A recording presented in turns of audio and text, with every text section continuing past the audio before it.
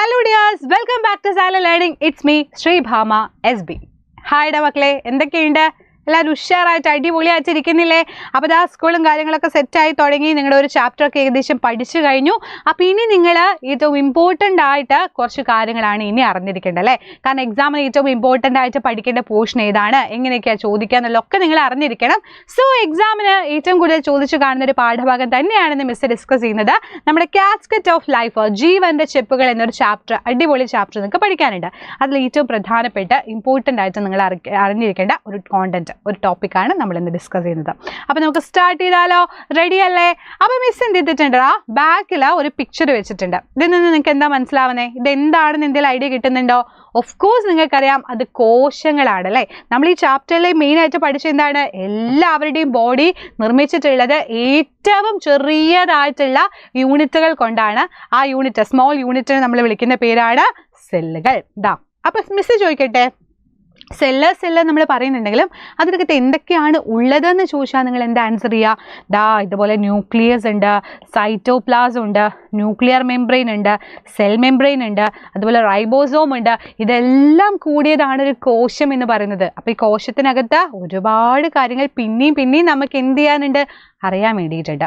അപ്പോൾ ഒരു കോശത്തിൻ്റെ ഘടന നിങ്ങളോട് ചോദിച്ചു കഴിഞ്ഞാൽ നിങ്ങൾ ഫസ്റ്റ് പറയേണ്ടത് മർമ്മം. ഏറ്റവും ഇമ്പോർട്ടൻ്റ് ആയിട്ട് നമ്മൾ കാണുന്ന ആളാണ് മർമ്മം. എന്താ കണ്ടോ, ന്യൂക്ലിയസ് അത്യാവശ്യം നല്ല വലുപ്പത്തിൽ സെൻറ്റർ പോർഷനിൽ തന്നെ നിൽക്കുന്നത് കണ്ടില്ലേ? അപ്പം അത്രയും ഇമ്പോർട്ടൻ്റ് ആയിട്ടുള്ള ഒരു പോർഷനാണ് നമ്മുടെ മർമ്മം, ന്യൂക്ലിയസ്.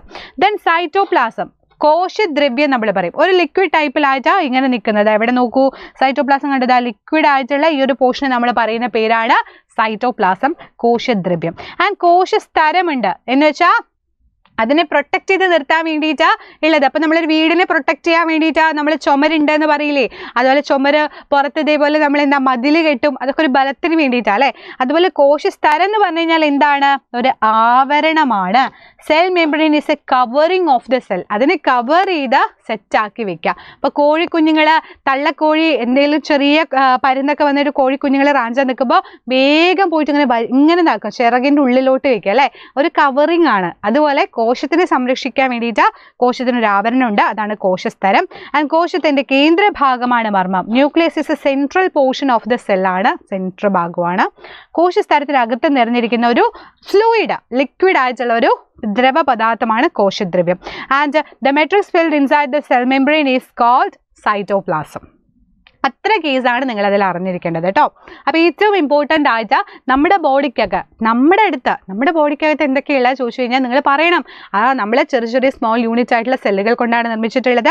അതിനകത്ത് കോശസ്തരമുണ്ട്, സെൽ മെംബ്രെയിൻ ഉണ്ട്, അതാ നമ്മുടെ സെൽ മെംബ്രെയിൻ നിൽക്കുന്നു, കോശദ്രവ്യമുണ്ട്, ഈ കാണുന്ന ലിക്വിഡ്, ആൻഡ് മർമ്മമുണ്ട്, ഈ കാണുന്ന സെൻട്രൽ പോർഷൻ. അപ്പോൾ ഇത്രയും ഭാഗങ്ങളാണ് ഒരു ആനിമൽ സെല്ലിൽ, ജന്തുകോശത്തിൽ നമുക്ക് കാണാൻ പറ്റുന്നത്.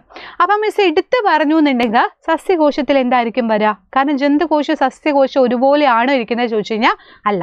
നമ്മുടെ ജന്തുകോശം ഇതുപോലെയാണ് സ്ട്രക്ചർ ചെയ്തിട്ടുള്ളത് എന്നുണ്ടെങ്കിലും സസ്യകോശം എൻറ്റയർലി കുറച്ച് മാറ്റങ്ങൾ അതിൽ നമുക്ക് കാണാൻ പറ്റും. അപ്പോൾ നമുക്ക് നോക്കാം എന്താണ് ആ മാറ്റം എന്ന് നമുക്ക് നോക്കാം. അപ്പോൾ ഇതാ നോക്കൂ, നമ്മുടെ കോശം തന്നെ ഡിഫറെൻ്റ് അല്ലേ? കണ്ടതോ, നമ്മുടെ വൈറ്റ് ബ്ലഡ് സെല്ലും അതുപോലെ കവിളിലെ കോശം നോക്കൂ, രണ്ടും ഡിഫറെൻ്റ് അല്ലേ? അപ്പോൾ ഒരുപാട് തരത്തിൽ കോടിക്കണക്കിന് കോശങ്ങളാണ് നമ്മുടെ ബോഡിക്കകത്തുള്ളത്. അതുപോലെയല്ല ഒരു ഉള്ളിത്തൊലിയുടെ കോശം പറയുന്നത്. ഇതാ നോക്കൂ, ഉള്ളിത്തൊലിയുടെ നോക്കുന്ന സമയത്ത് ഫുൾ വെറൈറ്റി ആയിട്ട് വേറെ ലുക്കിലാണ് നമുക്കതിനെ കാണാൻ പറ്റുന്നത് അല്ലേ? അതേപോലെ നമ്മുടെ സസ്യകോശം ജന്തുകോശം വെച്ച് കമ്പയർ ചെയ്യുമ്പോൾ ഈ ഒരു പോയിന്റ് വളരെ ഇമ്പോർട്ടൻ്റ് ആണ്. എല്ലാ എക്സാമിനും മാറി ചോദിക്കുന്ന ഒരു പോർഷനാണിത് കേട്ടോ. അപ്പം ജന്തുകോശം സസ്യകോശം വെച്ച് കമ്പയർ ചെയ്യുന്ന സമയത്ത് നമുക്ക് അതിനുള്ള ഡിഫറൻസ് മനസ്സിലാവും. മർമ്മം രണ്ടുപേർക്കും ഉണ്ട്, ആർക്കും പ്രശ്നമൊന്നുമില്ല. അതാ ഇവിടെയുണ്ട് സെൻട്രൽ പോർഷൻ, ഇവിടെയുണ്ട് സെൻട്രൽ പോർഷൻ, രണ്ടുപേർക്കും, പ്ലാന്റ് സെല്ലിനും ആനിമൽ സെല്ലിലും, സസ്യകോശത്തിനും ജന്തുകോശത്തിനും എന്തുണ്ടടാ, മർമ്മമുണ്ട്. ആൻഡ് ഹരിതകം എന്ന് പറയുന്ന ആള് നമ്മുടെ ഉള്ളിലുണ്ടോ? നമ്മുടെ ഉള്ളിലില്ല. അത് എവിടെയുള്ളത്? പ്ലാന്റ്സിലാണുള്ളത്. സോ ഹരിതകം, ക്ലോറോപ്ലാസ്റ്റ് എന്ന് പറയുന്ന ഈ ഒരാള് ആകെ നമുക്ക് പ്ലാന്റ് സെല്ലിൽ, സസ്യകോശത്തിൽ മാത്രമേ നമുക്ക് കാണാൻ പറ്റുള്ളൂ. സോ ഹരിതകം, ക്ലോറോപ്ലാസ്റ്റ് ആലോചിച്ച് വെക്കുക, എവിടെ മാത്രമേ ഉള്ളൂ? സസ്യകോശത്തിൽ. കോശദ്രവ്യം രണ്ടിലും ഉണ്ട്. ദാ ലിക്വിഡ് നോക്കിക്കോ, നീല ലിക്വിഡ്, ബ്ലൂ കളറിലെ ലിക്വിഡ് നിങ്ങൾ രണ്ടിലും കാണുന്നുണ്ട് അല്ലേ? സോ രണ്ടിലും ഉണ്ട്. എന്നാൽ കോശഭിത്തി ആള് കുറച്ച് വെറൈറ്റി അല്ലേ? കോശഭിത്തി നോക്കൂ, ദാ ഇവിടെ കാണുന്ന ഈ ഒരു പോർഷൻ അവിടെ മാത്രമേ ഉള്ളൂ, വേറെ എവിടെയില്ല. അപ്പൊ കോശത്തിന്റെ ഭിത്തി, കോശഭിത്തി, സെൽ വോൾ എന്ന് പറയുന്നത് എവിടെയുള്ളൂടാ? നമ്മുടെ പ്ലാന്റ് സെല്ലിൽ മാത്രമേ ഉള്ളൂ. ഫേനം രണ്ടിലും ഉണ്ട്. ഒന്നിൽ കുറച്ച് വലിയ ഫേനും ആണ്, അതുണ്ട് ബബിള് പോലെ വലിയ ബലൂൺ പോലെ ഇരിക്കുന്ന വീർത്ത ഫേനാണെന്നേ ഉള്ളൂ. പക്ഷെ ചെറുതായിട്ട് നമ്മുടെ ആനിമൽ സെല്ലിലുള്ളതുകൊണ്ട് നമ്മൾ അതൊക്കെ പ്രശ്നമില്ല. ആൻഡ് കോശസ്തരവും രണ്ടിലും ഉണ്ട്, കവർ ചെയ്ത് നിർത്തുന്നു അല്ലേ? നമ്മൾ പറഞ്ഞു ആവരണമായിട്ട് പ്രവർത്തിക്കുന്നതാണ് കോശസ്തരം എന്ന് പറഞ്ഞു. അത് രണ്ടിലും ഉണ്ട്, സെൽ മെംബ്രെയിൻ. അപ്പോൾ ഇതിൽ ഡിഫറെൻ്റ് ആയിട്ട് നിങ്ങൾക്ക് ഫീൽ ചെയ്ത രണ്ട് കാര്യങ്ങൾ ഏതാ? അതാണ് നിങ്ങൾ പഠിക്കേണ്ടത്. പ്ലാന്റ് സെല്ലിൽ ആനിമൽ സെല്ലിലുള്ള ഡിഫറൻസ് ചോദിച്ചു കഴിഞ്ഞാൽ നിങ്ങൾ പറയണം. മാറ്റം വരുന്നത് ഈ രണ്ട് കാര്യങ്ങളിലാണ്. ഏതൊക്കെ? ഹരിതകവും അതുപോലെ നമ്മുടെ കോശസ്തരം അല്ല, കോശഭിത്തി അല്ലേ? കോശഭിത്തി അതുപോലെ ഹരിതകം, ക്ലോറോഫില്ലും അതുപോലെ നമുക്ക് ഏതാ പറയാൻ പറ്റുക? സെൽ വോളും അല്ലേ? അപ്പൊ CC എന്ന് പഠിച്ചാൽ മതി, CC എന്ന് നിങ്ങൾ പഠിച്ചാൽ മതി. അപ്പൊ C for chlorophyll and next C for എന്താണ്? സെൽ വോൾ എന്നും പഠിച്ചു വയ്ക്കാം. അത് പ്ലാന്റ് സെല്ലിൽ മാത്രം കാണുന്നതാണ്. PCC എന്ന് പഠിച്ചു വെച്ചോ. PCC പഠിക്കുമ്പോൾ plant cell, cell wall, chloroplast, അങ്ങനെ സിമ്പിൾ ആയിട്ടല്ല, ക്ലോറോഫില്ല, അങ്ങനെയൊക്കെ സിമ്പിൾ ആയിട്ട് എന്ത് ചെയ്യാൻ പറ്റും? പഠിക്കാൻ വേണ്ടി പറ്റും. അപ്പോൾ ഇത് നിങ്ങൾ മറന്നു പോകരുത്. ഈ ടേബിൾ വളരെ ഇമ്പോർട്ടൻ്റ് ആണ്. നമ്മുടെ ന്യൂക്ലിയസ് രണ്ടിലുണ്ട്, സെൽ വോളും ആരുടെയും മാത്രമേ ഉള്ളൂ, പ്ലാന്റ് സെല്ലിൽ മാത്രമേ ഉള്ളൂ. സെൽ മെംബ്രെയിൻ രണ്ടിലുണ്ട്, വാക്യൂളും രണ്ടിലുണ്ട്. ക്ലോറോപ്ലാസ്റ്റ് വരുന്ന സമയത്ത് പ്ലാന്റ് സെല്ലിൽ മാത്രമേ ക്ലോറോപ്ലാസ്റ്റ് കാണുന്നുള്ളൂ.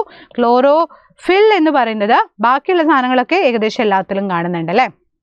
ഓക്കെ, സോറി, സൈറ്റോപ്ലാസം രണ്ടിൽ നമുക്ക് കാണുന്നുണ്ട്. അപ്പോൾ ഇത് പഠിച്ചു വെച്ചാൽ വെരി വെരി വെരി ഇമ്പോർട്ടൻ്റ് ആണ്. ഇത് പഠിച്ചിട്ടില്ല എന്നുണ്ടെങ്കിൽ വളരെ നഷ്ടമാണ്. കാരണം എക്സാമിന് എപ്പോഴും ചോദിക്കുന്ന പോർഷനാണ്. സോ നമുക്ക് നന്നായിട്ട് പഠിക്കുക. ഇനിയും ഇമ്പോർട്ടൻ്റ് ആയിട്ടുള്ള ഒരുപാട് ടോപ്പിക്കുമായിട്ട് മിസ് ഇനിയും വരും. സോ അതുവരേക്കും ബൈ ബൈ, സീ യു.